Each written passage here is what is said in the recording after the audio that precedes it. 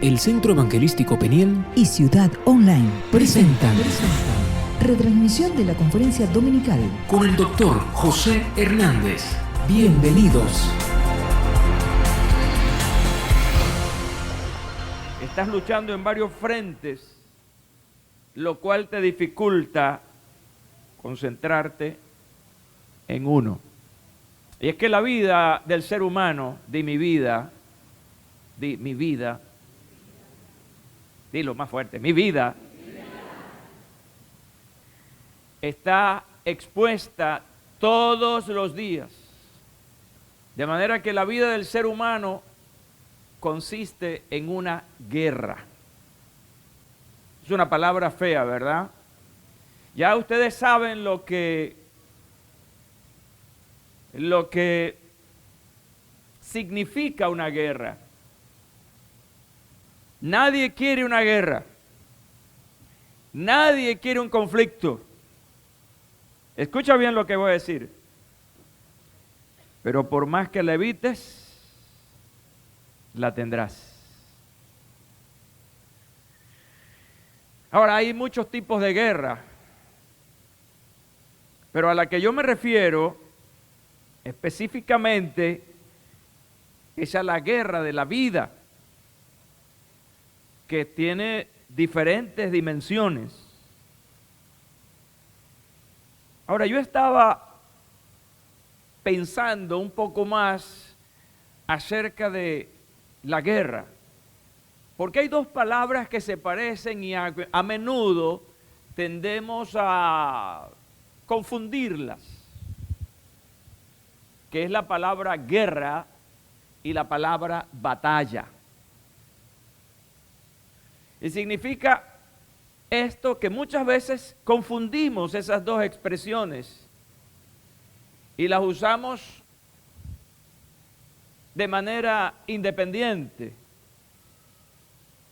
Pero existen diferencias entre guerra y batalla. Voy a plantearles por lo menos tres diferencias entre estas dos expresiones. La primera es muy contundente y la define muy bien. Las batallas forman parte de la guerra. La guerra es el total, las batallas son las partes. Las guerras suelen ser de larga duración, mientras que las batallas por lo general son de corto plazo. La tercera diferencia que quiero compartirles es que la guerra pudiera ser una sola, pero pueden pelearse varias batallas. Y un ejemplo clásico que esta mañana puedo darles es lo que conocemos con el nombre de la Guerra de Independencia.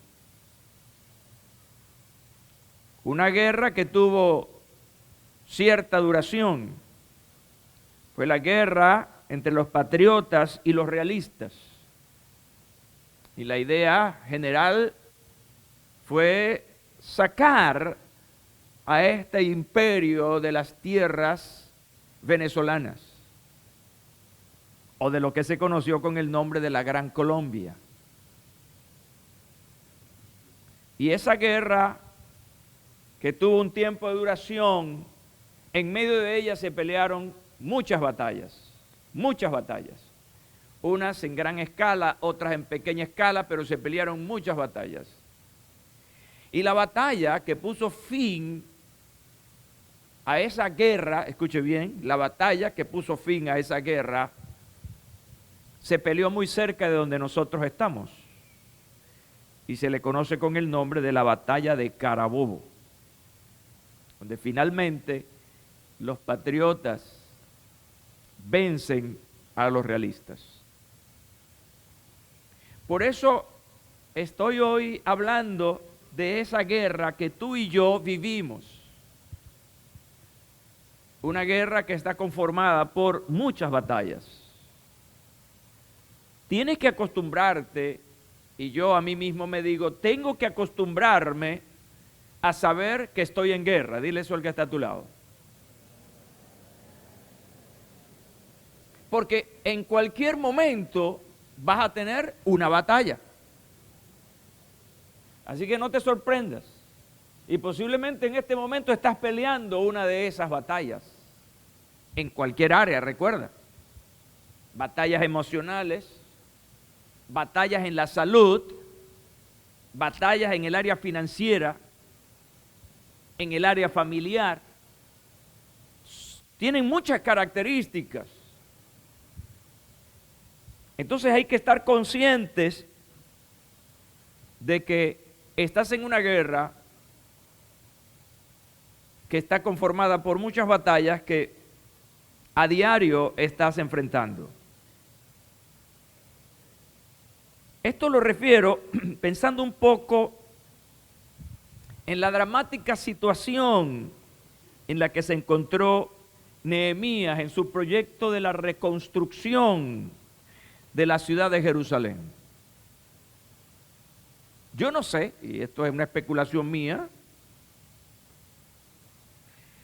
si Nehemías estaba consciente al momento en que él proyectó esto, de que se iba a enfrentar a batallas, a situaciones difíciles, incluso difíciles de manejar. Creo que la mayoría de los que están acá conocen algo o completamente esta interesante historia. Pero Nehemías fue un expatriado por el rey babilónico Artajerjes. Por alguna razón, él se convirtió en el copero de este rey. Era una persona más cercana, aunque no tenía ningún tipo de autoridad política, era un servidor, era alguien que servía al rey, pero estaba allí en palacio. Y era un hombre comprometido con su nacionalidad, con su país. Y esto es un punto importante para nosotros hoy. El estar comprometidos con nuestro país. Y cuando alguien está comprometido con su país, hará cualquier cosa por el bienestar de su país. Y él era un hombre comprometido, apasionado. Así que Nehemías quiso ir a restaurar su ciudad y logró el permiso del rey Artajerjes. Así que partió hacia la ciudad de Jerusalén. Esta historia interesante está en el libro de Nehemías, donde observo la gran expectativa de este hombre de lograr su objetivo. Pero de pronto se encuentra rodeado de adversidades, de carencias y muy especialmente de agentes humanos que se convirtieron en enemigos no solamente de su proyecto, sino ya desde un punto de vista personal de Nehemías. Así que este hombre, aun cuando lleva un proyecto de bien, lleva un proyecto que está en su corazón, entonces ahora está viviendo situaciones sumamente complicadas. Ahora, en la aplicación de esto, hay algunas preguntas que es bueno formularse. La primera pregunta es, ¿has estado rodeado alguna vez? ¿Cómo te sentiste? Y la tercera pregunta es, ¿qué hiciste al respecto? Porque estas tres preguntas que pudiéramos plantearnos en el estudio, en la investigación de esta historia, probablemente no se las hizo Nehemías, pero de alguna manera él tuvo que responder a esas inquietudes terribles. Hoy entonces voy a hablar fundamentándome en el capítulo 2 del libro de Nehemías y gran parte de la historia que sigue en este interesante libro histórico. Y me voy a fundamentar en este título, una pregunta, breve pregunta. ¿Te sientes rodeado? ¿Estás rodeado en este momento? Y si no lo estás, gloria a Dios, pero debes tomar las previsiones para cuando te sientas en esa situación. Tengo 3 ideas sencillas que quiero plantear hoy. La primera de ellas es que esta historia comienza con un hombre ocupado, diga, ocupado. Qué bueno, ¿verdad? Un hombre ocupado y con grandes expectativas. Así comienza esta historia. No estamos hablando de alguien que está jugando carrito, como decimos aquí en Venezuela. No estamos hablando de una persona que no tiene un proyecto. Estamos hablando de un hombre centrado en una idea, en algo que quiere lograr para el bienestar de otros. Eso lo llamo yo enfoque, un hombre enfocado.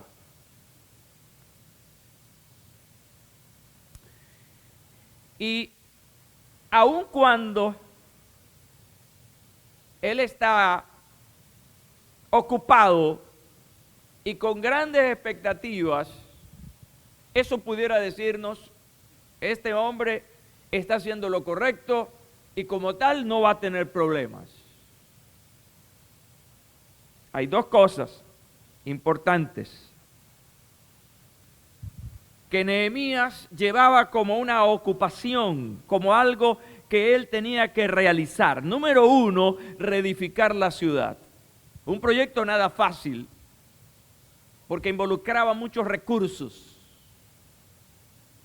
humanos, materiales, y como hombre de Dios, recursos espirituales. Él decía en su proyecto original, si le agrada al rey, y si tus servidores acepto delante de ti, él dice, envíame a Judá, a la ciudad de los sepulcros de mis padres, y concluye diciéndole al rey, para que yo la reedifique. Capítulo 2, versículo 5. Entonces, allí está claramente expuesto su ocupación. ¿A qué voy? Voy a reedificar la ciudad de mis padres. Qué importante, ¿verdad? Es ocuparse. Hay una gran diferencia entre ocupación y productividad. Hay gente que se ocupa pero no es productiva.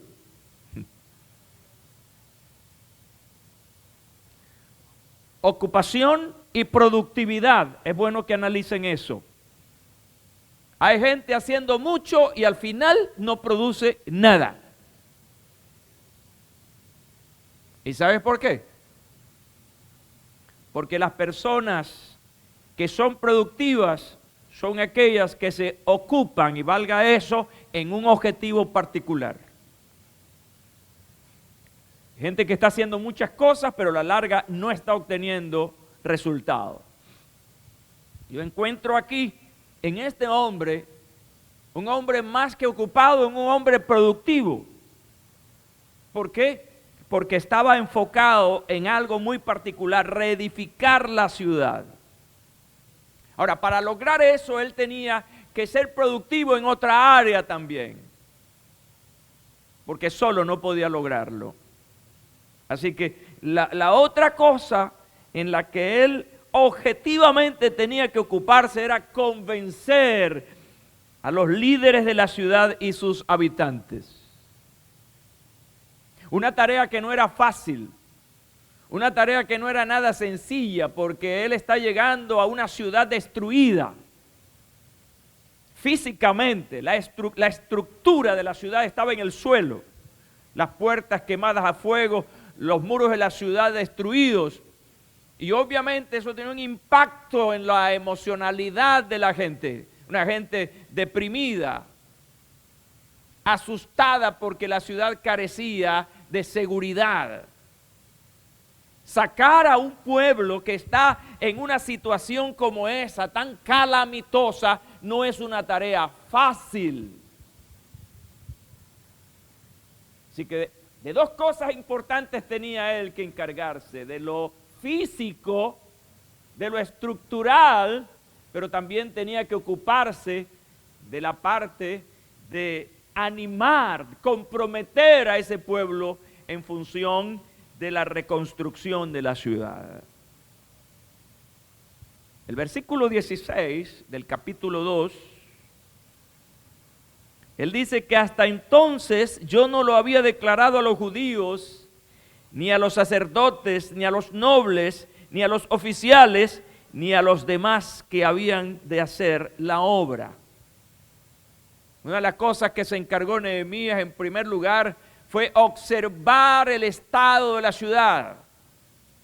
Así que por la noche salió a dar un recorrido para conocer de cerca exactamente en qué condición estaba la ciudad.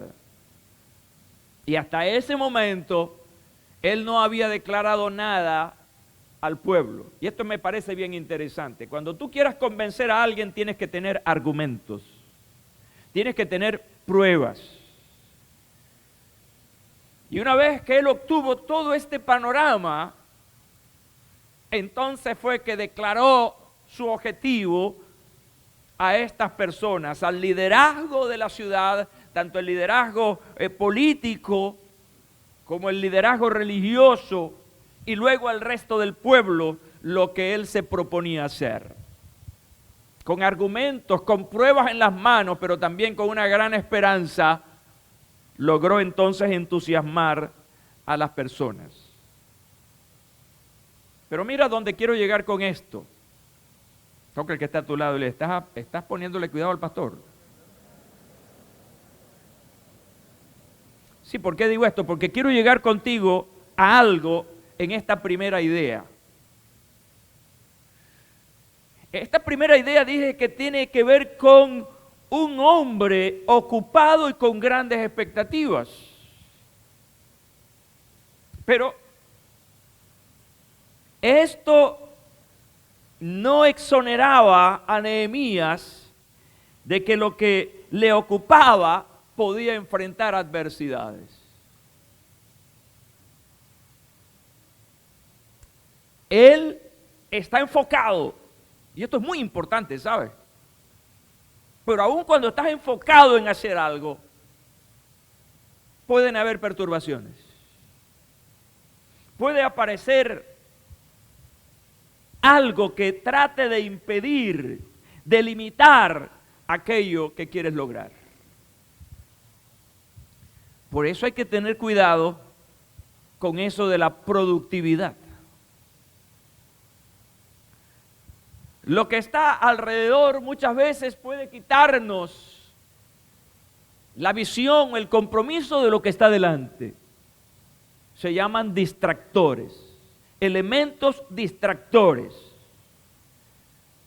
Y lo que él realmente debía hacer era reedificar la ciudad y convencer a los líderes para empeñarlos en este gran proyecto.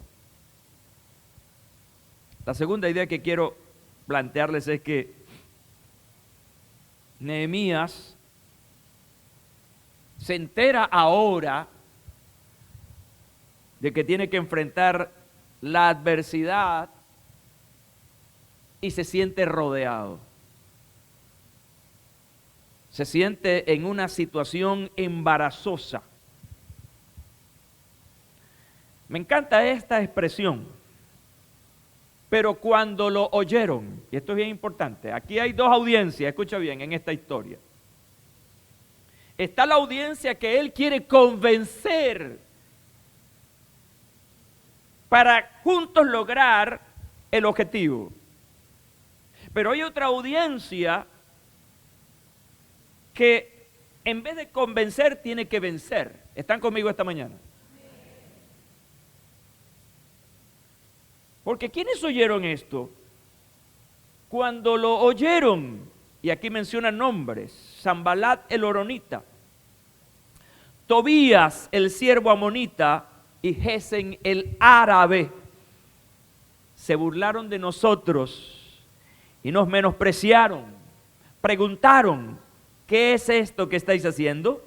¿Os rebeláis contra el rey? Versículo 19. Así que ahora él pasa de un escenario a otro.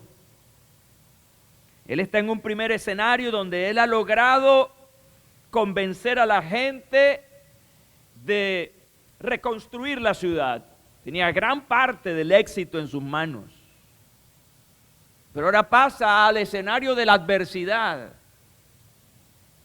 Pasa al escenario del tropiezo, de la perturbación, para lograr este objetivo. Yo quiero que 3 hombres fuertes pasen aquí al frente, rapidito. 1, 2, 3. 3 hombres fuertes. Listos, ya están aquí, ya los estoy viendo por fe. Ajá, tú y tú, ven acá.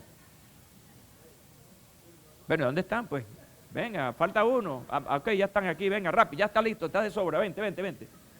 Fíjese, así es el venezolano, uno hace un primer llamado, nadie viene.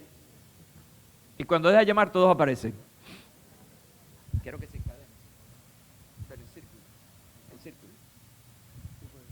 Ábranse un poco más. Ok. Bueno, yo no sé si Sanbalá era moreno, pero vamos a decir que este es Sanbalac. Este es Tobías. Y este que tiene cara de árabe es Gesem. Y es interesante que cada uno de estos hombres representaba una área geográfica. Lo que da la idea, sugiere la idea de estar rodeado. Pónganse aquí al frente, por favor. Sanbalac estaba al norte, Tobías estaba al oeste y Gesem estaba al noreste. De manera que cada uno de ellos representaba una región, pero en medio de esa región, ¿quién estaba? ¿Quién estaba? ¿Quién estaba? Nehemías. ¿Cómo se sentía Nehemías? Rodeado. Cuando tú estás rodeado, no tienes por dónde salir, ¿verdad? No encuentras por dónde salir. Por eso pedí hombre fuerte, porque yo soy fuerte.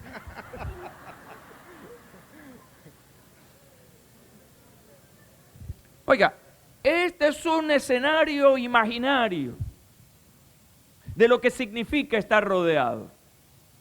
Cuando tú tienes problemas, este es un problema y este otro es un problema. Tienes muchos frentes y no hayas por cuál comenzar a resolver.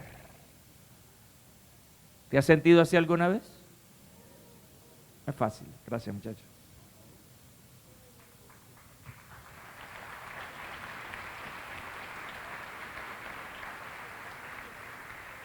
¿Qué representan entonces estos 3 personajes? No solamente territorialidad, sino que representan también la variedad de dificultades que pueden rodearte.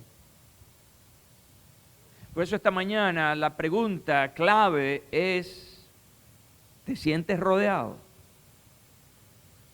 Mira lo interesante de esto, porque no era la experiencia única de Nehemías, y realmente en lo que he leído de Nehemías, literalmente o explícitamente no he leído que él diga estoy rodeado, pero cuando uno ve los salmos, entonces uno dice, bueno, hay una realidad aquí.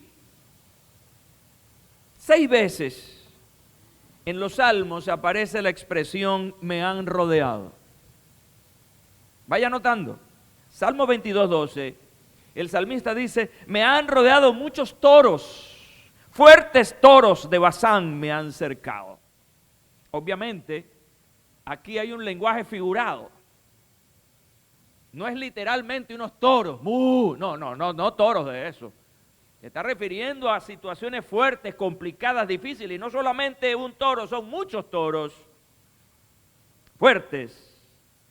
El Salmo 22:16 dice, porque perros me han rodeado, me han cercado cuadrilla de malignos, horadaron mis manos y mis pies.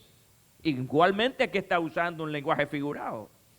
¿Qué hacen los perros? Los perros muerden. Y él luego dice aquí, horadaron mis manos y mis pies, es decir, golpearon, hirieron mis manos y mis pies. Se está refiriendo a dificultades en las que él se siente rodeado. El Salmo 40:12, porque me han rodeado males sin número, me han alcanzado mis maldades y no puedo levantar la vista. Se han aumentado más que los cabellos de mi cabeza y mi corazón falla. Tremendo, ¿no? Como una circunstancia, cuando te sientes rodeado, puede afectarte. No sé, pero en mi caso, aquí contradigo al salmista, se han aumentado más que los cabellos de mi cabeza. Los míos van en... Ahora, el Salmo 88:17 dice, me han rodeado como aguas continuamente, a una me han cercado. El 109:3 dice, con palabras de odio me han rodeado y pelearon contra mí sin causa. Y finalmente el Salmo 119:61 dice que compañías de impíos me han rodeado. Pero hay una respuesta importante del salmista. No me he olvidado de tu ley. Bonito el cierre, ¿verdad? De estos 6 versículos interesantes. Compañías de impíos me han rodeado, mas no me he olvidado de tu ley. ¿Te sientes así? ¿Alguien vino esta mañana que se siente así? Estar rodeado, dije al principio, estar rodeado significa una amenaza que pone en riesgo tu integridad física, emocional o espiritual. Decía al principio también, cuando estás más comprometido con algo, surgen elementos distractores que te impedirán lograr ese algo. Y dije también, cuando te sientes rodeado de problemas, estás luchando en varios frentes, lo cual te dificulta concentrarte en uno. Mi tercera idea para terminar hoy es, ¿cómo resolvió Nehemías esta situación? ¿Qué podemos aprender acerca de cómo resolver algo cuando te sientes así, rodeado? Estaba leyendo sobre problemas y hay un especialista que dice que todo problema tiene solución. Y quizás eso a veces choca con nuestra mentalidad cuando tenemos un problema y creemos que no vamos a salir de eso. Esa realidad, porque es muy factible, obviamente, que todo problema tiene solución, choca con nuestra realidad presente. ¿Están conmigo esta mañana? Sí me estoy explicando, ¿verdad? Porque estamos tan absortos en el problema, tan metidos en el dolor del problema, que creemos que nunca vamos a salir de eso, que eso no tiene solución. ¿Recuerdan aquella canción? Todo se derrumbó dentro de mí. Cántalo, cántalo. Estoy hablando de algo serio, pero de repente hay que tocar algo de humor, ¿verdad? Para suavizar las cosas. Yo tuve una crisis tremenda de salud.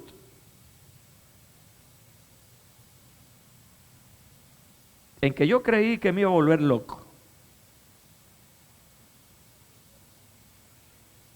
Tuve una crisis producto del exceso de trabajo.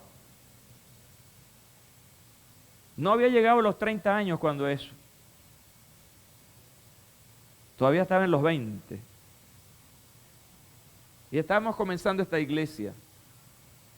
Pero yo estaba en tantas cosas, haciendo tantas cosas, que mi salud colapsó y caí en una fuerte depresión laboral. De depresión laboral. Ese fue el diagnóstico médico. Y mi cabeza y mis nervios y todo estaba echado a perder. Y lo que pasaba por mi mente era que yo iba a enloquecer. En esa situación, Yo creí que eso no tenía solución. Pero mientras más te enfocas en el problema, escucha bien, esto es matemático y yo soy malo en matemáticas, pero mientras más te enfocas en el problema, menos esperanzas tienes. Y yo encuentro aquí entonces que ciertamente una de las causas más importantes de la angustia que muchas veces sientes es precisamente la impotencia de resolver ese problema. Jesús le decía a Saulo, dura cosa te es dar patadas contra la aguja, contra la espina. Es decir, mientras más, quien va a sufrir eres tú, le decía Jesús a Saulo de Tarso, recuerdan, cuando se le apareció camino a Damasco. Si sigues en esto, el que se va a herir eres tú. Es decir, tú no lo vas a cambiar tú, a menos que te entregues a mí. Entonces, mientras más concentrado estás en el problema e invirtiendo energía en él, entonces te llenas más de angustia por la impotencia de no cambiar esa realidad. Así que esta se convierte en una situación verdaderamente frustrante que puede desestabilizar completamente el equilibrio emocional y progresivamente secuestra a la persona y la convierte en su rehén. Alguien sugirió, me gusta siempre ampliar el panorama, un método para la resolución de problemas que puede ser aplicado en muchas áreas de la vida.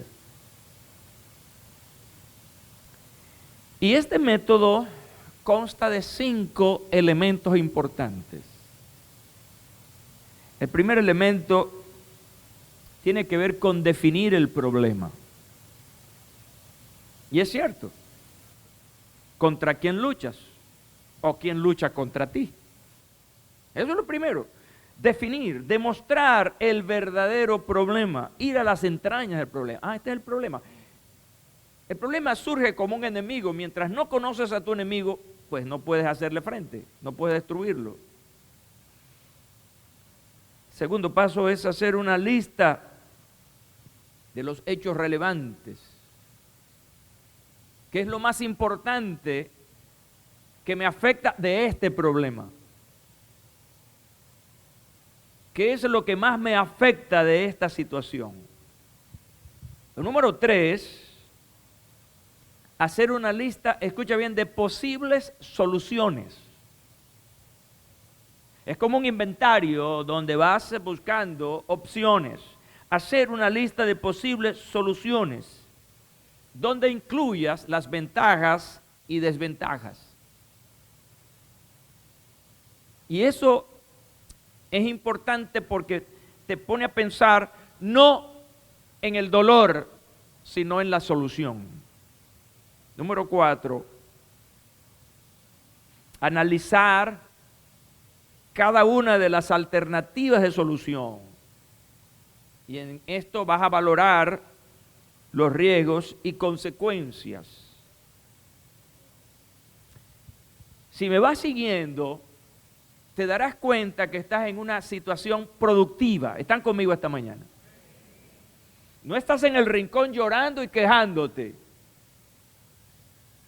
No estás teniendo una autoimagen negativa. No, estás tratando de salir de eso.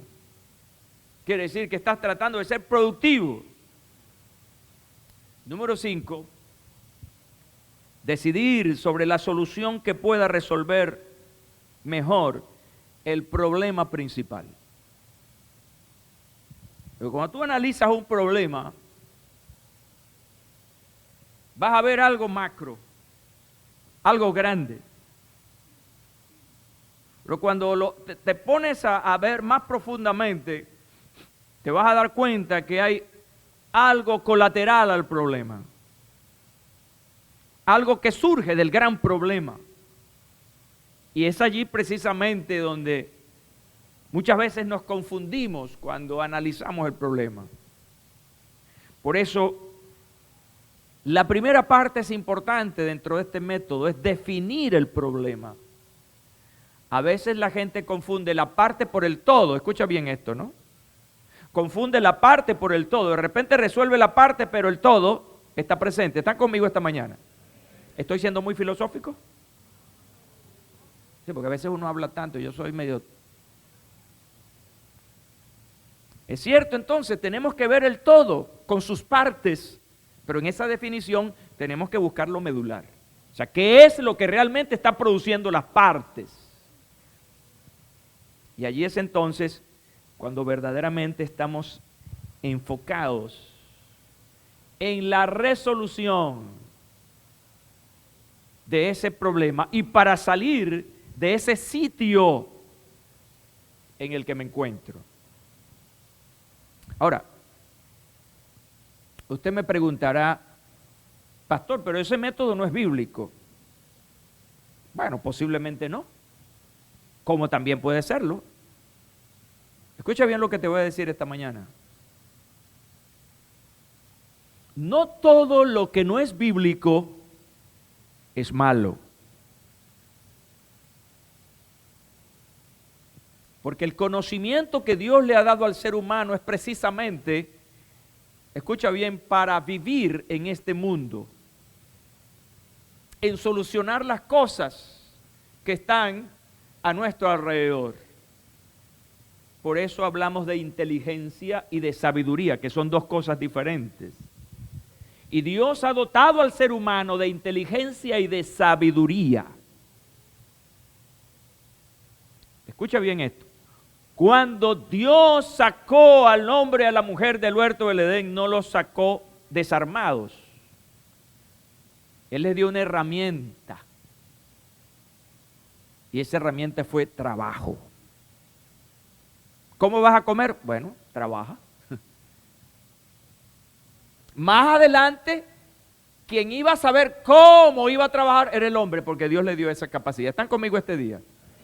Así que Dios te ha dado a ti inteligencia y sabiduría. Toca al que está a tu lado y dile, tú eres un hombre o una mujer sabia e inteligente. Pero añádele lo siguiente, dile, se me olvidó otra cosa.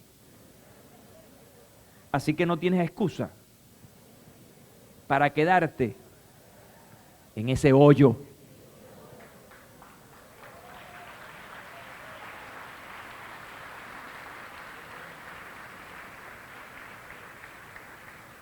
Mi pregunta entonces, y quiero compartirla con ustedes, es, ¿fue este el método de Nehemías? ¿Coincide este hombre que planteó este método con lo que en la práctica hizo Nehemías?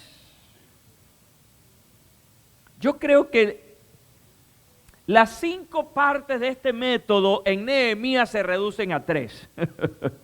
Y aquí hay que ser práctico porque el Señor dijo 10 mandamientos son, pero yo digo que son 2. ¿Están conmigo? ¿Dijo eso Jesús? Son 10, pero yo digo que son 2. ¿Sabes por qué? Porque los 2 resuelven los 8 siguientes. ¿Están conmigo? Y eso es que soy malo en matemática. Logré sumar 8 más 10, 8 más 2, ¿qué digo? Entonces, hay 3 cosas que Nehemías sí hizo de manera práctica. Número 1, le habló al problema. Le habló al problema, pero con 2 ingredientes importantes. Le habló al problema con fe y autoridad. Quizás estoy utilizando un lenguaje muy bíblico, fe y autoridad.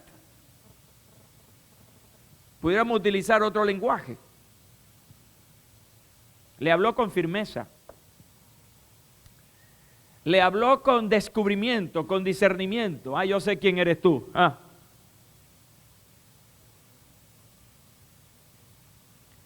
¿Cuál era el problema fundamental? Aquí está. Mira, Si analizamos el problema que tenía Nehemías, escucha bien, el problema no era el pueblo, el problema no eran los recursos humanos o materiales, no, eso está resuelto. Pero si él se enfocaba en eso, estaba olvidando la matriz, el problema grande. ¿Sabe cuál era el problema grande realmente? El todo, ¿sabe cuál era? Sanballat, Tobías y Gesem. Ese era el problema. Porque si él no derrotaba este problema, él podía ir construyendo, pero venían esto y le tumbaban la cosa.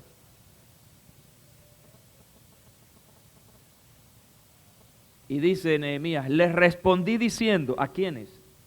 A Sanballat, a Tobías y a Gesem. Le habló al problema. ¿Están conmigo esta mañana? ¿Sí me estoy explicando? Me preocupa que no me esté explicando. Le habló al problema grande. El Dios de los cielos, Él nos prosperará y nosotros sus siervos nos levantaremos y reedificaremos. Y le dijo al problema, pero ustedes no tienen ni parte, ni derecho, ni memoria en Jerusalén. Eso es hablar con fe y autoridad. ¿Sí saben dónde está la fe y la autoridad en este pasaje? Le está hablando que el Dios de los cielos nos prosperará y nosotros sus siervos nos levantaremos y reedificaremos. Eso se llama fe. Pero asume autoridad frente al problema cuando le dice, no tienen ni parte, ni derecho, ni memoria en Jerusalén. ¿Cómo le estás hablando al problema tú hoy? ¿Sabes cuál es el problema del problema? Es que el problema lo hacemos nuestro. Tú le hablas al problema y le dices, este es mi problema. Ay, ya comenzaste mal. Bueno, estás haciendo tuyo. ¿Sí se entiende eso? Es como la enfermedad. Esta mi enfermedad. Entonces ya lo estás haciendo parte de ti. Y hay que comenzar a hablarle al problema con el lenguaje que se merece. Porque ¿qué te causa el problema? Dolor. ¿Puedes amar o hacer tuyo aquello que te causa mal? Estoy hablando así medio loco. ¿Ah? ¿Puedes querer aquello que te hace mal? ¿El problema te hace mal o te hace bien? Entonces, ¿cómo lo vas a decir? Ay, mi problema. El Señor lo reprenda. Dele un aplauso al Señor este día.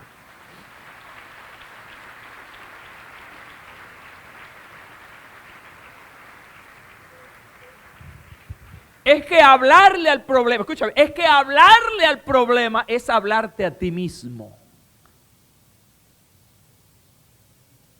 Porque muchas veces somos nosotros quienes tenemos que convencernos de que ese problema no es parte de mi vida, es un añadido accidental y por lo tanto tiene que salir de mi vida.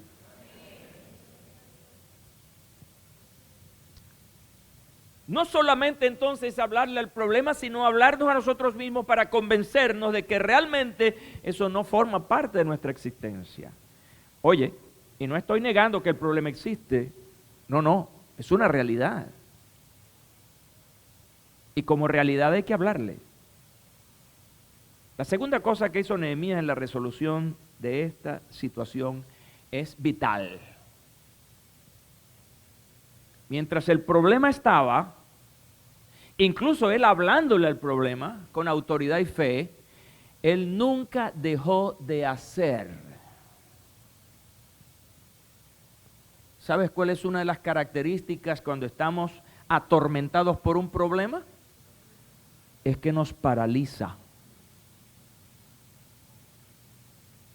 La gente se deprime y ya no quiere hacer más nada. ¿Te ha pasado eso? A mí me ha pasado 1000 veces. Y entonces cuando tienes el problema y tienes la impotencia de resolverlo, entonces dices, ya esto no tiene sentido, yo no voy a hacer más nada, que esto se lo llevó el diablo, dicen algunos. Y entonces te paralizas, pero Nehemías no. Nehemías tenía el problema frente a él, pero por un lado atacaba el problema, pero por el otro lado nunca perdió su objetivo, nunca perdió su enfoque. No dejes perder tu enfoque en eso tan importante y que deseas por causa del problema. Me encanta cuando veo el capítulo 3. Es muy largo para leerlo. Esa es mi tarea para hoy. Anótalo ahí, la tarea que el pastor mandó. Leer el capítulo 3 y aprendérmelo de memoria para que el domingo que venga voy a decirlo aquí de memoria. Esa es la tarea. Ya te estoy viendo para ver a quién es el primero que voy a mandar aquí. Tengo el escáner aquí. Es que el capítulo 3 está lleno de acciones. Diga acción. Cámara. Está lleno de acciones producto de la alta motivación dada por Nehemías. Y número 3. ¿Qué hizo Nehemías? Bueno, este es un recurso. Levanta tu mano, por favor. Este es un recurso de los hombres y mujeres espirituales. Gracias. Oró, pero fíjense que orar es muy general. Él oró con autoridad y juicio sobre el problema. Y esta fue su oración. Escucha, oh Dios nuestro, porque somos objeto de desprecio. Devuelve su afrenta sobre sus cabezas y entrégalos como presa en una tierra de cautividad. Escucha bien, fuerte. No cubras su iniquidad, ni su pecado sea borrado delante de ti. Y mira cómo concluye, porque provocaron a los que edificaban. En esta oración final, para Nehemías era más importante la edificación que la provocación. Y esas últimas palabras nos dice de la importancia de enfocarnos en el propósito que en la perturbación. Nos preocupamos más por la perturbación que por el objetivo. ¿Te sientes rodeado? Hoy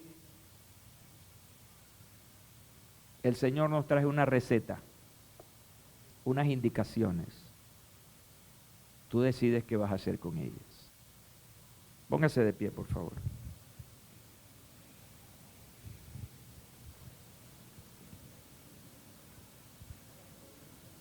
Si te sientes rodeado, si hay un problema que te está perturbando, o muchos problemas, quiero orar por ti. Padre Santo, gracias. ¿Sí? El que quiera pasar, que pase. Cierren sus ojos, por favor. Gracias, Jesús. Cuando llegues a tu casa,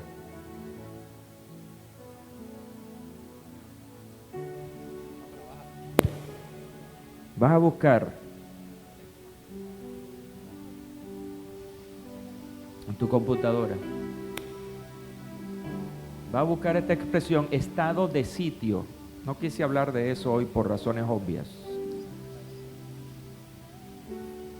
pero te vas a dar cuenta de lo que significa un estado de sitio militarmente hablando. Un estado de sitio lleva a la reducción del enemigo. ¿Estás conmigo esta mañana? Un estado de sitio lleva a la reducción del enemigo. Y muchas veces estamos en estado de sitio, porque la fuerza que nos rodea quiere destruirnos. Ahora quiero hablar más espiritualmente, más evangélicamente. Y si algunos por ahí me critican, más religiosamente. No todos los problemas, escucha bien, son parte de la vida física. Muchos de ellos, no tengan miedo que yo no muerdo, acérquense. Muchos de ellos tienen un elemento espiritual, diabólico. ¿Sí se notan la diferencia? Muchos de ellos tienen un elemento eminentemente diabólico.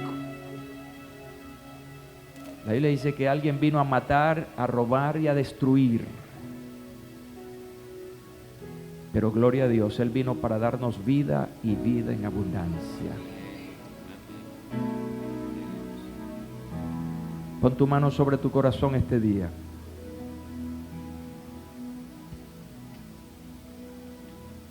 Padre, gracias. Gracias porque tu palabra nunca, nunca viene en vano para nosotros. Viene para corregirnos. Tu palabra viene para edificarnos. Viene para sanarnos, pero también viene para prevenirnos.